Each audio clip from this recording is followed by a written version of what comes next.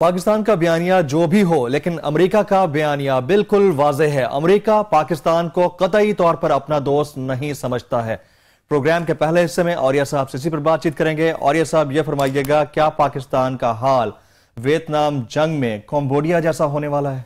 देखिए, हमने पहले ही बताया था कि कंबोडिया पे उन्होंने हमला किया था जिस वक्त निकलने लगे थे, लेकिन असल सिचुएशन ये है कि उसने इस वक्त एक बहुत बड़ा फिक्रा बोला है कि आप 33 अरब डॉलर खा गए हो और तुम लोगों ने हरामखोरी की है। कहने का मतलब यही है। बिल्कुल ठीक, बिल्कुल ठीक। पहली बात तो यह है कि मेरे हाथ में रिपोर्ट है, रिपोर्ट फॉर द कांग्रेस, इसको ऐसा क्लोज कीजिएगा, जूम। और ये रिपोर्ट है कि जो जॉर्ज डब्ल्यू बुश ने कांग्रेस के सामने पेश की थी 28 मार्च 2003 को पाकिस्तान को मदद सैंक्शन करने के लिए। ठीक है। इस रिपोर्ट में जब कहते हैं ना कि पाकिस्तान में मुशर्रफ साहब ने पाकिस्तान का सत्यानाश किया है और पाकिस्तान की जिंदगी के अंदर जो जहर घोला है उसका आप तस्वर नहीं कर सकते। यानी आप सोच सकते हैं कि इस वॉर लड़ रहे थे अफगानिस्तान की, तो अफगानिस्तान में 14 साल हम अफगान अवाम के साथ थे, अफगान गवर्नमेंट के साथ नहीं थे। Absolutely right. Afghan government Najibullah थी जी। अफगान गवर्नमेंट क्या थी? तराकई थी। अफगान गवर्नमेंट हफीजुल्लाह अमीन थी। अफगान अवाम ने हमारे लिए अपने सीनों पर गोलियां खाई और रूस इस सरजमीन में नहीं घुस सका, वरना रूस हमारा वो हाल करता जो उसने मुसलमान आबादियों का किया है, ताजिकिस्तान, उज्बेकिस्तान, किर्गिस्तान, कजाकिस्तान, कि आज तक वहां सिविल सर्विसेज बिल्ट नहीं हो सकी। लेकिन मुशर्रफ साहब ने यू टर्न लिया और अफगान अवाम का साथ छोड़ दिया, बल्कि अफगान अवाम की जो लेजिटिमेट गवर्नमेंट मुल्ला उमर की उसको छोड़ दिया और अमेरिका का साथ दिया। यह रिपोर्ट कहती है कि मुशर्रफ ने क्या किया जिसकी वजह से हम मुशर्रफ के बहुत ज्यादा मद्दाह हैं।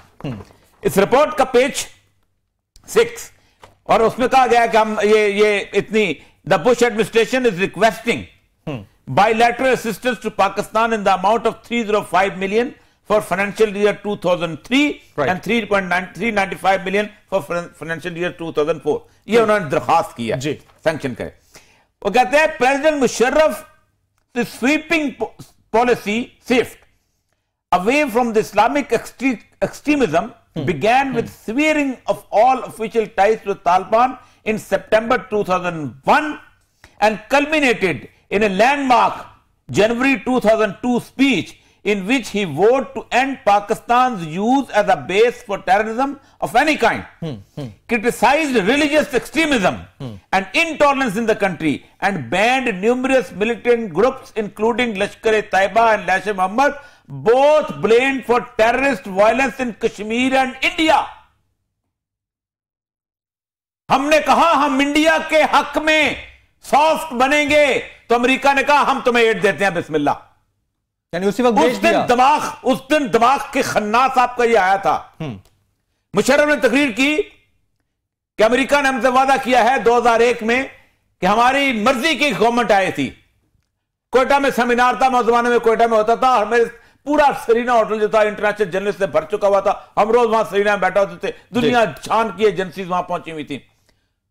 एक एक बच्चे को पता था कि मुशर्रफ को जुल देगी अमेरिकन। क्यों?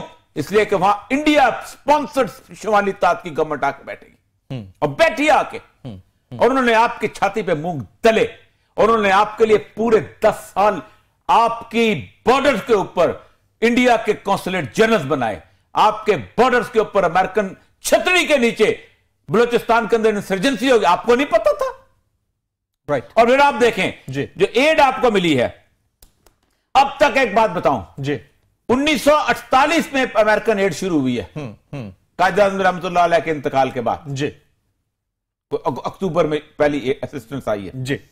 1948 लेके 2016 तक, 17 की अब तक काउंट नहीं हुई, ठीक, हम 78.3 अरब डॉलर इमदाद ले चुके हैं। किसके पेट में गई है ये 78 अरब? हमारा कर्जा कितना है? 48 अरब, मतलब उससे डबल तकरीबन। ये किसके पेट में गई है? ना मोटरवे बने हैं, ना यहां पर सोने की सड़कें बनी हैं, ना वहां पर डैम बने हैं। और ये सब मेरा लेमैन, अच्छा अब आते हैं, मेरा लेमैन क्वेश्चन, ट्रंप साहब के इस बयान पर कि 15 साल में 33 अरब डॉलर लिए, उसके ऊपर क्या पाकिस्तान के पास कोई अकाउंटेबिलिटी होगी? अब मैं पूरी सिस्टम बताता हूं जी, ब्रेकअप देखें जी, कुछ छुपी हुई बात नहीं है। इस मुल्क का कोई वज़ीर आज़म नहीं बताया था पाकिस्तान के अवाम को, बेवकूफ समझते हैं, जाहिल समझते हैं। 2002 में पहली दफा 1.36 अरब डॉलर मिलिट्री एड मिली। आपको असला आया, ये क्या किस लिए आया वह बताता हूं किस लिए आया। अच्छा, 2003 में 1.50 बिलियन डॉलर मिलिट्री एड मिली। 2004 में 1.20 डॉलर मिलिट्री एड मिली। ये 4 अरब डॉलर आपको असला आया। क्यों आया? अब सुने जी। ये रिपोर्ट कहती है कि पाकिस्तान को क्यों मदद दें हम। ये कहती है more than 57,000 US military sorties have originated on Pakistani territory. Pakistan की सरजमीन से 57,000 दफा अमेरिकी जहाज उड़े हैं। किस लिए उड़े हैं? अफवानों के ऊपर बम बरसाने के लिए जी। US military personnel reported have installed extensive radar facility in 3 Pakistani airfields. 3 Pakistan के एयरफील्ड में बहुत बड़ी रेडार फैसिलिटी बनाई उन्होंने अमेरिकन ने जी, allowing for the coverage of the entire Pakistani space. पूरे पाकिस्तान के ऊपर अमेरिकन की रेडार फैसिलिटी का कब्जा था। Pakistan also deployed 1,15,000 regular and paramilitary troops along the tribal belt bordering Afghanistan and Iran in support of US led effort। कहता कुछ नहीं किया। 1,15,000 फौज वहां खड़ी की ताकि आप वहां जंग लड़ो तो जीतो। 57,000 दफा जहाज उड़े, तुम्हारे जहाज, 3 एयरपोर्ट तुम्हारे साथ थे। अच्छा, ये 3 सालों में ये आपको 4 बिलियन एड मिली जी, 2005 और इस दौरान इन 3 सालों में। और ये सब ये 4, ये बताइएगा मिलिट्री एड, इसका तो ऑडिट नहीं सुने, ऑडिट नहीं हो सकता, ऑडिट क्यों? उनका तो ऑडिट क्यों नहीं होता? उन्होंने गिन के दिए मसले भाई। अच्छा। उन्होंने गिन के दिए, ये टैंक ले लो, उन्होंने गिन के ये चीजें देती होती है ना। अच्छा, पैसे नहीं मिलते मिलिट्री एड में, ये बात याद रखें, पैसे नहीं होते। अच्छा, हथियार आते हैं, हथियार आता है, राइट राइट, ठीक है। पैसे कहां आते हैं? गो एड, पैसे कहां आते हैं? इन 3 सालों में जहां 4 बिलियन डॉलर मिलिट्री मिले, 1.1.233 बिलियन मिले इकोनॉमिक एड। अच्छा, हाय यहां से तो गुरबुर होता है सारा, सही। उसके बाद 2005 में 1.313 मिलिट्री एड, 338.338 मतलब 338 मिलियन सिविल एड, ठीक है, इकोनॉमिक एड जी। 2006 में 1.260 billion military aid, 539 civil aid. 2007 में इसी तरह ये कुछ 6-7 बिलियन डॉलर के करीब बनते हैं इकोनॉमिक एड, और 12 बिलियन डॉलर के मुताबिक बनते हैं। ये मेरे पास 2011 तक की फिगर्स हैं। आगे 7 अरब डॉलर भी इकोनॉमिक एड की नहीं, अभी आगे बढ़ती जा रही है ना, देखो ना। 2011 में 2010 में 1.232 जो थे वो थे, और 1 इकोनॉमिक एड बढ़ गई थी, अब इकोनॉमिक। अच्छा, अब इसमें मैं जब ब्रेकअप देख रहा था कि अमेरिका ने सबसे ज्यादा एड किस में दी है, अमेरिका ने सबसे ज्यादा एड दिया एजुकेशन में, जो कहीं नजर नहीं आती। नहीं, नजर नहीं आती। इस मुल्क का सिलेबस तबाह करने के लिए, इस मुल्क में वो अदारे खोलने के लिए जो इस मुल्क को सेकुलर बनाए, इस मुल्क में वो अदारे खोलने के लिए जो नादीन बनाए, उठाएं। मैं कसम से कहता हूं, हिसाब देना पड़ेगा किस किस अदारे को, किस किस कॉलेज को, किस किस यूनिवर्सिटी को यूएसएड पहुंचती रही है, और कैसे कैसे पहुंचती रही है, और कौन कौन सी बिल्डिंग यूएसए से तामीर होती रही है। ये उठाए जाके, ये 5 जो जहां खुले हुए थे, जहां अदारे जो कि यूएसएड फंडिंग, पाकिस्तान के लोग भी उसमें एम्प्लॉयड थे। ये वो सारे का सारा जितना एड है, ये यूएसएड का है। अब इसमें आप अंदाजा करें, 78 बिलियन डॉलर हमारी एड आई है जी, 48 के करीब हमारा कर्जा है। ठीक, अब चलो उसको तो छोड़ो, मिलिट्री एड तो चलो आ गई वहां पर, सही कि आपने अब तो हालत ये है कि मिलिट्री एड भी है कि जो F-16 जो थे ना, वो भी हमने खरीदने बंद कर दी। लेकिन एक बात याद रखें जी, ट्रंप को सीरियस ले। सर सीरियस हम लेना, सीरियस हमारे वजीर खारजा कहते हैं कि कोई इतना बड़ा मसला नहीं है ट्वीट आना। वजीर खारजा ने तो ओकामा लेके चले जाना ना, उधर रहना था जमील फारूकी और मकबूल जान ने जाना ना। सर मैं यही तो कह रहा हूं कि हम किस, नवाज शरीफ का तो घर वहां है ना, वो तो वहां जाके बैठ जाएगा जी, ठीक है जी। मुशर्रफ का भी घर वो तो चला गया हुआ, जरदारी का भी घर वहां है। ट्रंप को इसलिए सीरियस लें कि 1995 में अमेरिकन सेनेट ने एक बिल पास किया था जी। 1995 में कितने साल हो गए? 1995, ऑलमोस्ट तकरीबन 23 इयर्स कि हम 6 महीने के अंदर यरूशलेम में अमेरिकन एम्बेसी शिफ्ट करेंगे और हर प्रेसिडेंट जो है 6 महीने के बाद हमें रिपोर्ट करे। हर प्रेसिडेंट कहता अल्लाह का नाम पे प्लीज रहने दे यार, मसला बन जाएगा, ये बन। पूरे 25 साल, 5 और 8 23 साल जी अमेरिकन प्रेसिडेंट कहते रहे कि नहीं नहीं नहीं। ट्रंप ने कहा मैं शिफ्ट करूंगा, उसने करके दिखाया। उसने कहा ऐसी की तैसी तुम्हारी। खा वो लोकली करता है, उसने उसका हेल्थ केयर सेंटर किया ना खत्म, दैट्स ऑल। उसने वहां पर जो बिल्टअप, इसलिए कि बुनियादी तौर पर ट्रंप एवेंजलिस्ट है जी, आप पहले भी बता चुके हैं। और एवेंजलिस्ट जो है वो चाहते हैं कि इजराइल को मजबूत कर। एक दूसरा, ट्रंप के अंदर ट्रंप और अमेरिकन एस्टैब्लिशमेंट दोनों मुख्तलिफ हैं। अमेरिकन एस्टैब्लिशमेंट कुछ और सोचती है, ट्रंप इस वक्त कुछ और सोच रहा है। लेकिन चूंकि अमेरिकन प्रेसिडेंट के पास पावर्स इतनी ज्यादा होती हैं कि या तो वो कैनेडी की तरह उसको मरवा देते हैं, जॉन एफ कैनेडी की तरह जी, और या फिर ये होता है। लेकिन सीरियस लेना चाहिए, क्यों?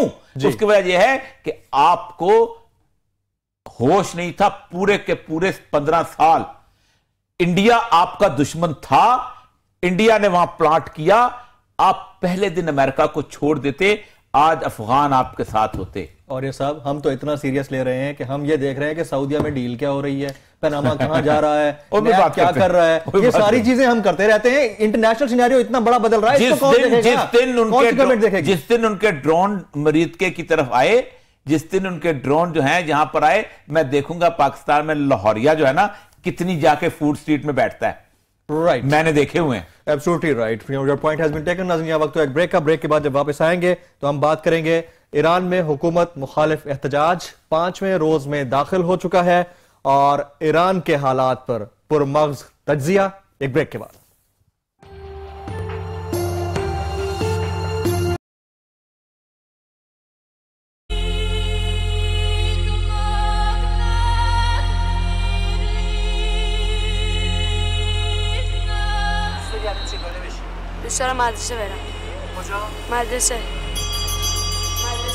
जैसे हर तस्वीर के दो रुख होते हैं, एक वाज़ेह और दूसरा पोशीदा, वैसे ही हर जंग में खून, लाशें और मुहाजर तो सारी दुनिया देख सकती है। लेकिन इस जंग को लड़ने के लिए ज़रूरी वसाइल कहाँ से और कैसे पूरे किए जा रहे हैं, इसका अंदाज़ा तब होता है जब पानी सर से गुजर जाए।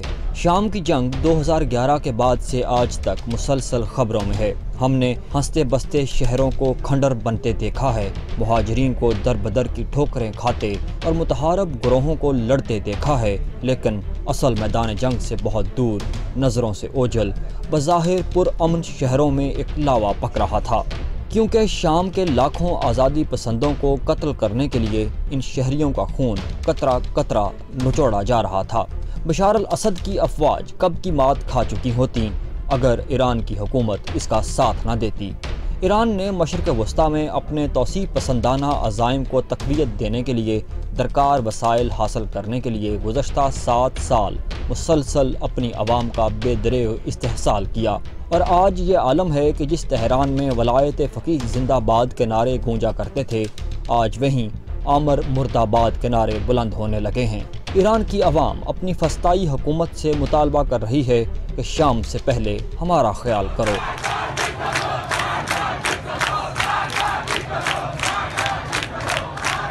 ईरान ने शाम, इराक, लेबनान, यमन और अफ़गानिस्तान समेत दीगर ममालिक में अपने सियासी मकासद के हसूल के लिए अस्करी रास्ता इख्तियार किया, जिसकी कीमत ईरान के अवाम ने अदा की। ईरान के मुआशी अशारियों के मुताबिक साल 2011 से 2014 के दरमियान ईरानी रियाल की कदर में 62% कमी हुई। अफरात ज़र की शरह 50% रिकॉर्ड की गई। बेरोज़गारी की शरह 24% से तजावुज़ कर गई। कौमी पैदावार में हर साल औसतन 16% कमी हुई। खुराक की कीमतों में 54% इजाफा हुआ। गरीब गरीब तर हुआ और ईरानी अवाम की ज़िंदगी जीती जागती जहन्नुम बन गई। 2015 के आगाज़ तक नौबत यहाँ तक आन पहुँची थी कि ईरान मुंह के बल गिर पड़ता। ऐसे हालात में अमेरिका और मगरबी ताकतें ईरान की मदद को आईं। 2015 के वस्त में जौहरी मुआहदे के नतीजे में ईरान को मगरबी बैंकों में मुंजमद 300 अरब डॉलर तक रसाई मिल गई। अमरीका और यूरोपीय ममालिक के असल मकासद से कतई नज़र इस मुआहदे का नतीजा ये हुआ कि ईरान को जंग को तवालत देने का मौका मिल गया और आज सिर्फ 2 साल बाद ईरान शाम में अपनी फतह का ऐलान कर रहा है। इंतहाई मोहतात अंदाज़ों के मुताबिक ईरान ने गुज़श्ता 7 सालों के दौरान हर साल तकरीबन 6 अरब डॉलर शामी जंग के लिए खर्च किए हैं। कुछ अदारों का दावा है कि ईरान सालाना 35 अरब डॉलर शामी जंग में झोंकता रहा है, जबकि आज़ाद मुहक्किकीन के मुताबिक ईरान ने शाम की जंग में तकरीबन हर साल 15 अरब डॉलर खर्च किए हैं। शाम में ईरान की मुदाखलत सिर्फ माली मदद तक महदूद नहीं, पासदारान इनकलाब के हज़ारों फौजी भी शाम में लड़ रहे हैं। ईरान तस्लीम कर चुका है कि major general Hussain Hamadani, brigadier general Mohammad Jamali और अफगान शिया तंजीम फातमियून ब्रिगेड का कमांडर अली रज़ा तूसली शाम में ही हलाक हुए। जैसा कि हर जंग में होता है, यहाँ लाखों बेगुनाह कत्ल होते हैं, वहीं चंद कातल अमीर तर हो जाते हैं और करोड़ों गरीब तर। यही ईरान में भी हुआ।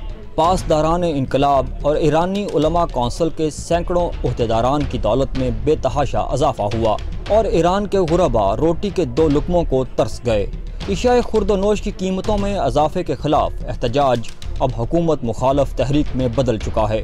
ताज़ा तरीन इतलात के मुताबिक ईरानी पुलिस और पासदारान इनकलाब के हाथों 1 दर्जन से ज़ायद बेगुनाह मुजाहिरीन कत्ल किए जा चुके हैं और अब इन मुजाहिरीन का एक ही नारा है,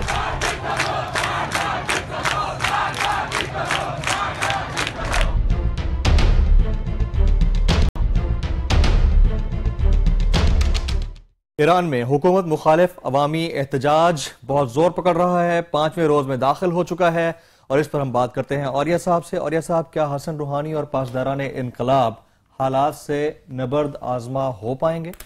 देखिए, पहली बात यह है कि हसन रूहानी और पासदारान इनकलाब दोनों मुख्तलिफ चीजें जी।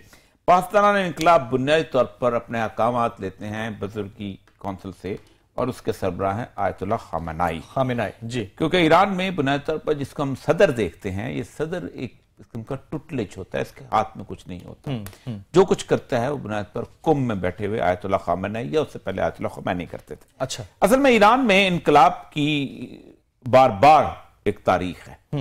एक तारीख है 50s के अंदर जी, जो शाह ईरान के खिलाफ मुसद्दक का इनकलाब, कम्युनिस्ट रेवोल्यूशन आया था और बहुत जबरदस्त तोदा पार्टी थी, वो उठी थी और उन्होंने उसको कायम किया था। फिर अमेरिकन ने मिलकर शाह को दोबारा री इंस्टॉल किया था जी। और शाह जब वहां पर आया तो शाह ने 2 लोगों के खिलाफ काम शुरू किया था। एक ये था कि जो उलमा थे वहां पर, उनके खिलाफ उसने बहुत जरा असर रसूख इस्तेमाल करना शुरू किया, उनको कत्ल शुरू किया था। दूसरा कम्युनिस्ट पार्टी को, बल्कि वो उनकी जो स्वैग के मैंने वो देखे हुए वो जगह जो अकूबत खाने होते थे जी, वो इतने शदीद थे कि मतलब लोगों को ले जाते थे, मिसिंग पर्सन पता ही नहीं चलता था।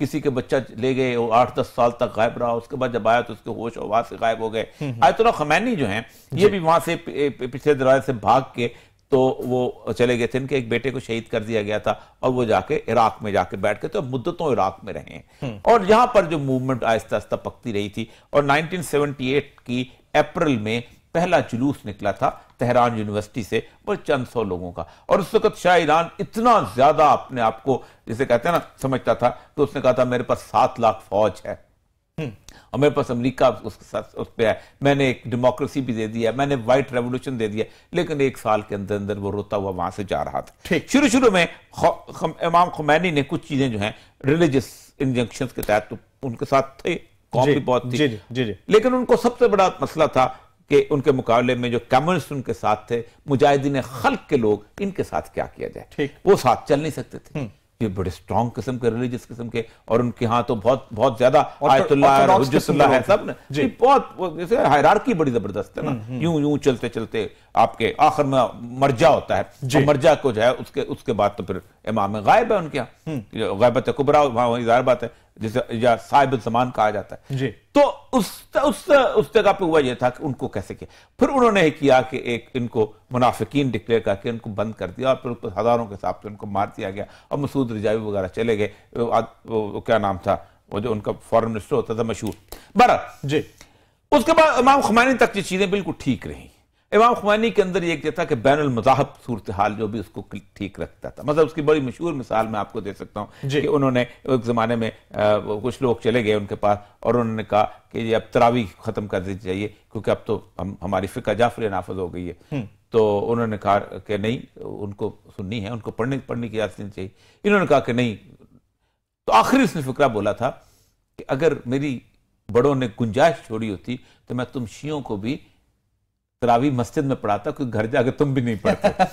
मतलब अच्छा, इस हद तक। लेकिन ये तो अच्छी चीज थी। इसी तरह 9 रबीउल अव्वल 12 रबीउल का इख्तिलाफ था तो उन्होंने हफ्ता मिलाद बनाना शुरू किया जी। लेकिन खुमैनी के जाने के बाद चीजें बदलनी शुरू और फिर आहिस्ता आहिस्ता 2007 में फिर इसके अंदर उनके अंदर एक ईरानी इनकलाब से ज्यादा एक इस्लामी इनकलाब से ज्यादा एक ईरानी इनकलाब की सूरत हाल अख्तियार।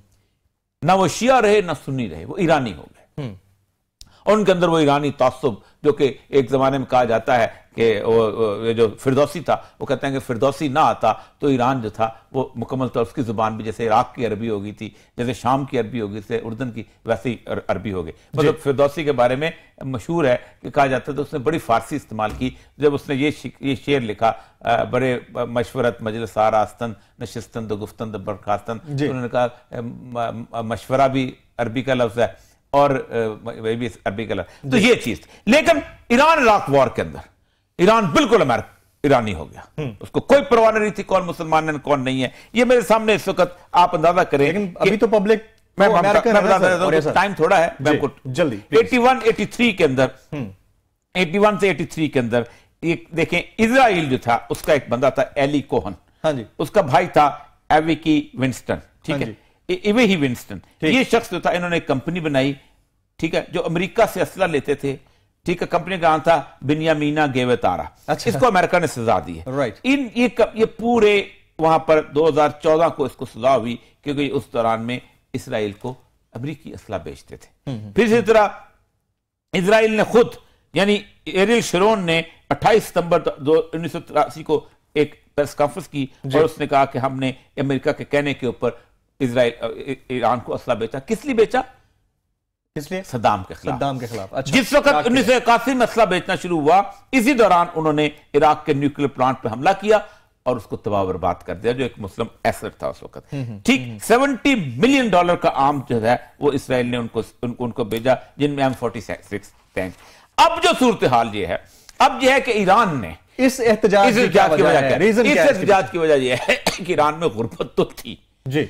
₹1 के 14 तुमन आते थे जी, तुमन। और वो तुमन लेके मैं जब जाता था ना तो ऐसा लगता था मैं बोरी लेके बाजार में जा रहा हूं। यानी आप सोच नहीं सकते कि तकरीबन $100 के अंदर सारा कुछ मैं खरीद लेता था। इतना ज्यादा करेंसी डिवैल्यू हो चुकी है। अच्छी चीज है उनके लोगों के लिए। करेंसी की डिवैल्यूएशन अपनी जगह पर है। नहीं, उनका जो $100 था उसकी बोरी भर के उनको तुम बनाते थे ना। अच्छा, ये ऐसे ही है ना कि मैं $100 लेके आऊं और आपके 50,000 रुपया खरीद लूं। बिल्कुल सही बात है। तो उनके आपके लिए तो कुछ नहीं हुआ, डॉलर वाले के पास हुआ है ना। एग्जैक्टली, डॉलर वाले के पास। एग्जैक्टली। तो गुर्बत थी, बाकी जगह पे हर चीज थी। करप्शन के बड़े कमाल, मतलब ये जो उनका था रफसंजानी, उसके बारे में हर बंदा गुफ्तगू करता था कि जो मेट्रो ईरान किया इसके बेटे की मलकियत है। फिर पास्तारान के बारे में एक आम गुफ्तगू थी कि पास्तारान जो है उन्होंने 15 पोर्ट्स रखी हुई हैं, उनसे स्मगलिंग करते हैं। लेकिन इसको ईरान को फिर भी कुछ नहीं खत्म कर सकता। ईरान को मरवाया है उसकी तौसीह पसंदी ने। ये पहले इराक में घुसे, इराक के बाद फिर ये शाम में घुसे, और जो हमने रिपोर्ट में बताया है कि शाम के अंदर इन्होंने तकरीबन $63 बिलियन जो हैं वो खर्च किए। इन्होंने सिपाही भेजे और किस कुछ खर्च किए कि वहां पर जो बशार अल असद के खिलाफ, और बशार अल असद वो है जिसको शिया काफिर कहते हैं। इसका मतलब ये शिया सुन्नी का मसला नहीं था, वो अलवी है जी, सारी अलवी है, मुत्तफिक सुन्नी शिया। ये बिल्कुल ऐसे जैसे गुलाम अहमद कादियानी की हुकूमत जो है उसको मैं सपोर्ट कर रहा हूं। बिल्कुल ठीक, बिल्कुल ठीक, एग्जैक्टली। तो ये वो सूरत हाल वहां बशार अल असद की उनको वहां कत्ल सिर्फ इसलिए कि हमारा तौसीह पसंदाना अज़ाइम, हम वापस साइरस की हुकूमत वापस। इससे हुआ ये है, इसका अंजाम क्या होने जा रहा है आने वाले दिनों में, क्या हो रहा है, व्हाट्स गोइंग। देखें, दो चीजें, एक तो यह उस वक्त भी इंसर्जेंसी थी। हम उसमें गाड़ी में बैठते थे, लोग हर एक के बारे में बात करते थे। मतलब वो कहते देखें, एक दादगाह खुसूसी बनी हुई है, खास सुप्रीम कोर्ट, मौलवियों का ट्रायल हो तो वहां होता है। एक दादगाह अमूमी है, मेरा और आपको ट्रायल हो तो वहां होता है। मौलवी कुछ कर ले, उसकी सजा इतनी सी है, मैं कुछ कर लूं, ये बाकायदा ईरान के अंदर था। तो टैक्सी में चलते हुए, अब सूरत हाल इसको ब्रेक के बाद में डिस्कस करते हैं क्योंकि वो बहुत इंपॉर्टेंट चीज है। अब वहां पर है क्या, और गुर्बत के अंदर फियर था उनको, अच्छा, कि हम नहीं उठ सकते वरना पासदारान 7 लाख आर्म्ड पासदारान है, वह मार देंगे। राइट, बिल्कुल वैसे स्वैग की तरह थे। राइट, साफी वहां कोई नहीं, अखबार वहां आप नहीं निकाल सकते, आजादी प्रेस वहां पर नहीं है, 5 टेलीविजन चैनल हैं उनके इंडिपेंडेंट, उनको ईरानी नहीं देख सकते। राइट। और ऐसा मैं आपको यहां पर रोकूंगा नाज़रीन, यहां वक्त हुआ एक ब्रेक का। ब्रेक के बाद जब वापस आएंगे तो यकीनी तौर पर आपकी लाइव कॉल्स, और हम बात करेंगे फाटा के इंतजाम की। इस पर मौलाना फजल रहमान और अमेरिका, इन दोनों का स्टांस एक जैसा क्यों है, इसकी रीजन क्या है, एक ब्रेक के बाद।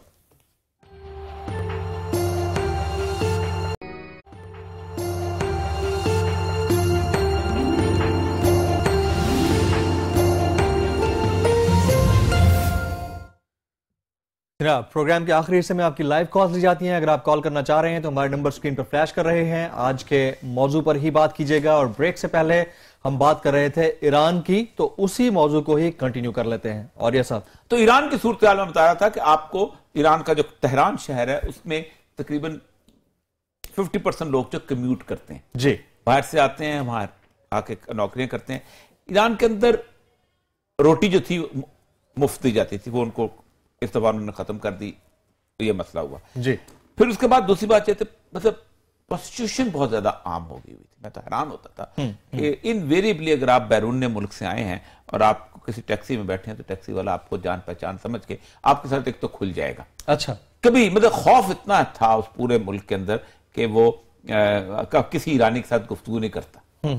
फिर गश्त की गाड़ियां होती थी, गश्त पासदारान, जो औरतों को रोकते थे और उनको लाठियां वाठियां मार के तुम ये ठीक करो, अपना हिजाब ठीक करो। जी जी, जिस तरह सऊदी में शुरते हैं। शुरते, मेरी अपनी बेटी को 11-12 साल की थी उस वक्त, तो वो उसने हल्की सी चादर लिया हुआ था, तो एक औरत आई, उसने यूं करके उसको मुकद्दर गले को टाइट कर दिया, जैसे तालिबान होते थे। जी जी जी जी, वैसे को मुख्तलिफ नहीं था, लेकिन चलो वो तो ठीक है, उसके कर रहे थे, लेकिन उसके बावजूद एक रिजेंटमेंट थी, और खुसूसी शारक के गर्ब के इलाके के अंदर। और अगर ईरान का मसला यह है कि ईरान के सेंटर में ईरानी जो पर्शियन स्पीकिंग है ना, इस 47% है। बाकी अरब हैं, बाकी ताजिक हैं, बाकी उज़्बेक हैं, बाकी तुर्क हैं, बाकी बलोच हैं, ये सारे के सारे, और चारों तरफ जो है वो दूसरे हैं। राइट, यानी बेस सेंटर में ईरानी है। तो ईरान के लिए अगर कभी कभी कुर्दों का इनका मसला बना तो ये बहुत बड़ा आतशफ़शां होगा, जैसे शाह के जमाने फटा था। खौफ था कि वो कहते थे कि हम इसलिए नहीं उठते इनके खिलाफ कि ये हमें मार देंगे। कहते शाह ईरान ने तो स्वैक बनाई हुई थी ना, इन्होंने बसीज और पासदारान बनाए हुए। यानी बसीज पासदारान क्या करते थे, किसी ने डिश लगाई है उसको उतार लिया। अब ये कॉल ले लें, लाइव कॉल्स लेना हम शुरू कर रहे हैं। पहले कॉलर को शामिल करते हैं। जी अस्सलाम वालेकुम। वालेकुम सलाम। कौन साहब, कहां से? फ़हीम, कराची से बात कर। जी फ़हीम साहब, क्या कहिएगा? बल्कि कॉल शायद ड्रॉप हुई है। और कॉलर हैं हमारे साथ? नहीं जी, नहीं जी जी। और सब कंटिन्यू करें। तो डिश, मैंने कहा 6 चैनल हैं उनके जो पूरी दुनिया देखती है, ईरान के अपने चैनल, प्रेस टीवी। ईरानी अवाम को अलाउड नहीं है वो देखने। वो क्यों नहीं? उनको लोकल 5 चैनल मिलते हैं। अच्छा, वो प्रेस टीवी। मैं चूंकि मेरे पास रेड पासपोर्ट था तो मुझे डिश अलाउ थी, और जिस बिल्डिंग में मैं रहता था उन सारों ने मुझसे कनेक्शन लिए हुए थे डिश के। अच्छा अच्छा। तो इस तरह वो चुप चुप, फिर उन्होंने ये किया हुआ था कि एक स्लाइडिंग खिड़की में रहे हुए थे, उसके अंदर ना डिश करते थे, रात को डिश बुश करके बाहर निकालते थे, फिर सुबह को अंदर ले आते थे, कहीं को मसला ना हो जाए। बिल्कुल, एक और कॉलर को शामिल कर लेते हैं। जी अस्सलाम वालेकुम। अस्सलाम वालेकुम। जी अस्सलाम वालेकुम। वालेकुम सलाम। कौन साहब, कहां से जनाब? जी सईद भट्ट, लाहौर से। जी भट्ट साहब, क्या कहिएगा? मैं सिर्फ ये पूछना चाहता हूँ कि आप एक्सपेंशनिस्ट जो जिसका जिक्र कर रहे हैं ईरान के पोस्चर का, इसको अगर आप कंपेयर करें बाकी मिडिल ईस्ट के जो रूलर्स हैं, दोनों तरफ है, उनके कंपैरिजन के हवाले से, तो उसमें हिजबुल्लाह और हिजबुल्लाह की जो लीडरशिप है, उन्होंने जो इसराइल को जिस तरीके से कंटेन किया है, बाकी और तो किसी ने भी नहीं किया। नहीं, तो बाकी हिजबुल्लाह ने इजराइल को कंटेन किया था एक जमाने के अंदर, फिर उसके बाद वो लेबनान पे आ गए, और लेबनान की पूरी पॉलिटिक्स को उन्होंने 3 साल तक यरगमाल बनाए रखा। फिर उसके बाद शाम में चले गए। हिजबुल्लाह का शाम के साथ कोई ताल्लुक नहीं, अब तो इसराइल के साथ कोई ताल्लुक नहीं है ना। अब तो वो शाम में लड़ रहे हैं, अब तो हिजबुल्ला इराक में लड़ रही है, फिर और हिजबुल्ला और फिर ईरान जो है, ईरान का क्या ताल्लुक है शाम के साथ, ठीक। और सऊदी अरब भी चले, हम तो कहते हैं कि ये ईरान की लड़ाई है और सऊदी अरब की लड़ाई है, ये ना शिया की लड़ाई है या सुन्नी की लड़ाई है, दोनों की एक्सपेंशन। अब देखे ना बाकरुल सदर है, वो चूंकि अरब है, अब उसने शिया सुन्नी भूल गए, वो जाके अब्दुल्ला के पास जाके बैठ गए। राइट, एक और कॉलर को शामिल करते हैं। अस्सलाम वालेकुम। वालेकुम सलाम। कौन साहब, कहां से? जी फरूक अहमद, चीमा स्पेन से। जी चीमा साहब, क्या कहिएगा?